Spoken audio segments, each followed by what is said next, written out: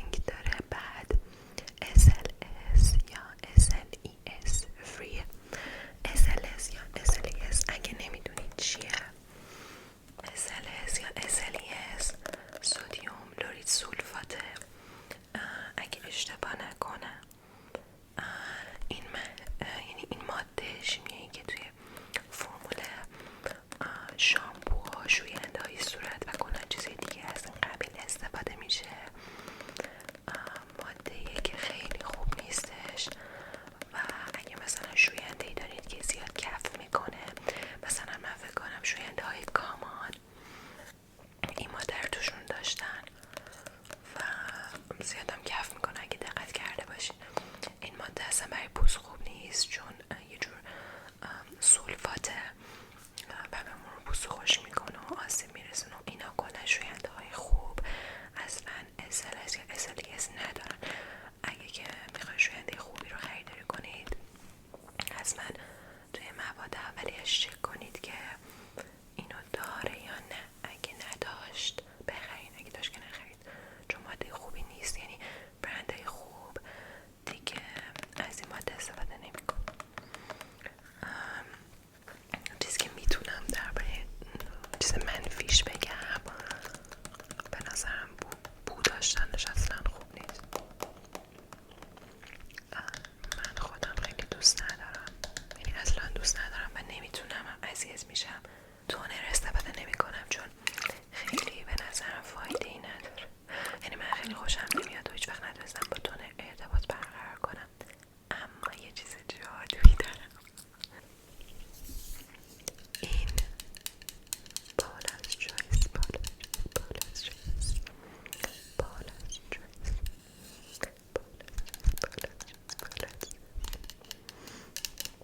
بچه ها میتونم بهتون بگم که عالیه. این یه لایه برداره که توش یعنی لایه بردار سالیسیلیک اسیده، بعد اینا اکسفولیتد PHA. اگه ببینید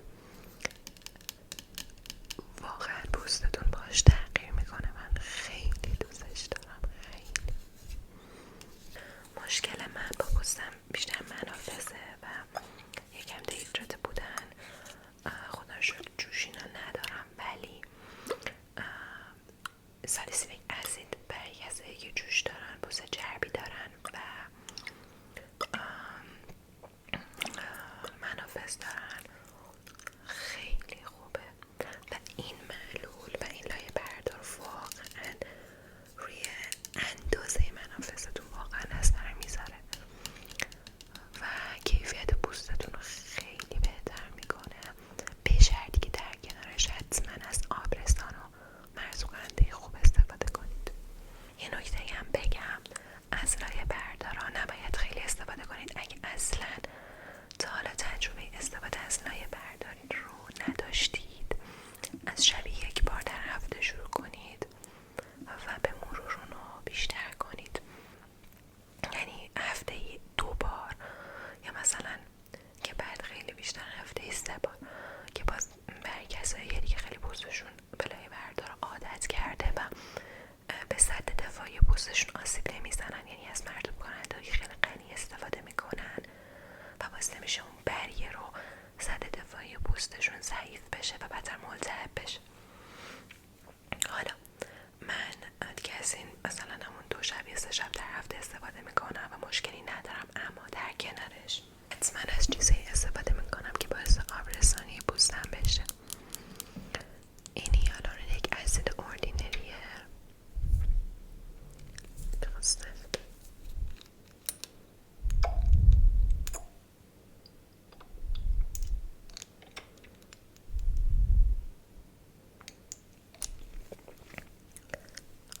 که باعث آبرسانی میشه. اما اگه اینو جدا استفاده کنید، یعنی فقط همین سرمو به پوستتون بزنید، بدتر باعث خشکی میشه.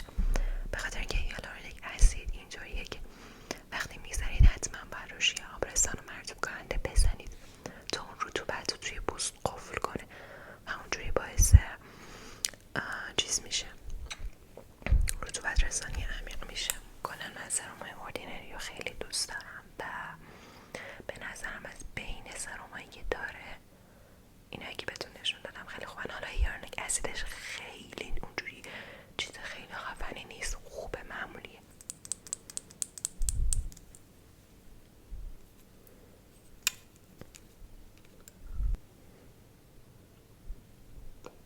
این عالیه. این آلفاربوتینه، برای روشن شدن پوست و از بین رفتن لک‌ها استفاده میشه. این آلفاربوتینم واقعا روی روشن شدن پوست، از بین رفتن لک‌ها و کمرنگ شدنشون خیلی کمک میکنه. بذارید من اینا رو یکی یکی بچینم اینجا خالی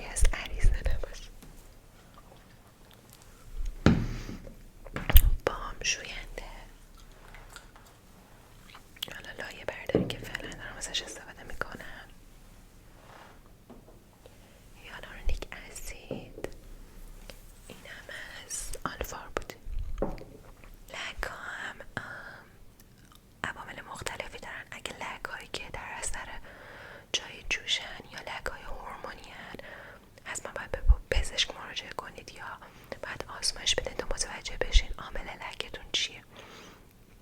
برای من خودم لکم در اثر لک آفتاب سوختگی، یعنی قبلا که خیلی ضد آفتاب نمیزدم و ضد آفتاب زدن و تمدیدش رو مخصوصا جدی نمیگرفتم، خیلی پوستم در اثر آفتاب کمک میزد، اوایل ناراحت میشدم ازش، ولی الان از کمک بدم نمیاد. حالا خیلی هم ندارم، ولی مثلا یه ذره روی بینی و اینا هم خودم دوست دارم. مثلا الان ترندم شده قشنگ چیز نازیه و چون دیگه مثلا خیلی یعنی چی میگن، آره اگزاجره نیست، یعنی خیلی بولد نیست و صورتم مثلا من خیلی خوشگل میشه، ولی به هر حال من بازم مراقبت میکنم و از آلفاربوتین استفاده میکنم و باعث میشه که کمرنگ بشه. لایه بردارم خیلی به این روشن شدن پوست و لک کمک میکنن، اما باید میگم عامل لکتون رو بدونید، چون مثلا اگه لکتون هورمونی باشه و از این استفاده کنید ممکنه براتون نتیجه نده و بگید که مثلا خب این چی، پس مثلا به چه دردی میخورد، اصلا آشغال بود محصولش و اینا. هر سالی که شما اول بعد عامل لکتون رو بدونید. من تقریبا دارم روتین شبم رو بهتون نشون میدم، اما اینم بهتون نشون میدم چون به وقتای شب ها میزنم ولی بیشتر روزا میزنم. این نیاسینامید اوردینریه،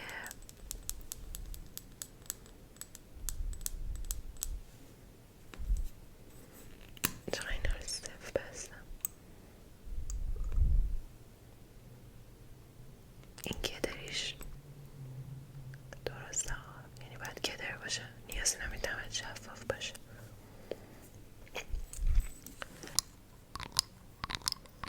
من خیلی این صدا رو دوست دارم. خیلی خوب، نیاسینامید هم عالیه. نیاسینامید برای منافذ، کنترل چربی و بهبود کیفیت پوست خیلی خوبه، پوستتون رو خیلی شفاف میکنه و روی منافذ خیلی اثر میذاره. و حالا یه محصول دیگه که صداش خیلی بامزه است،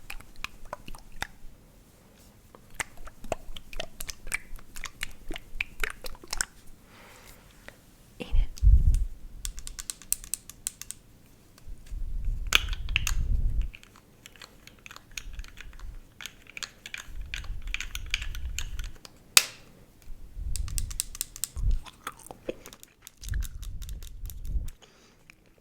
بافت خیلی عجیبی هم داره، بذاریم بهتون نشون بدم. ببینین یه بافته کیشستانی داره جدشه، به خاطر اینکه این اسنس، آره دیگه اسنس حلزونه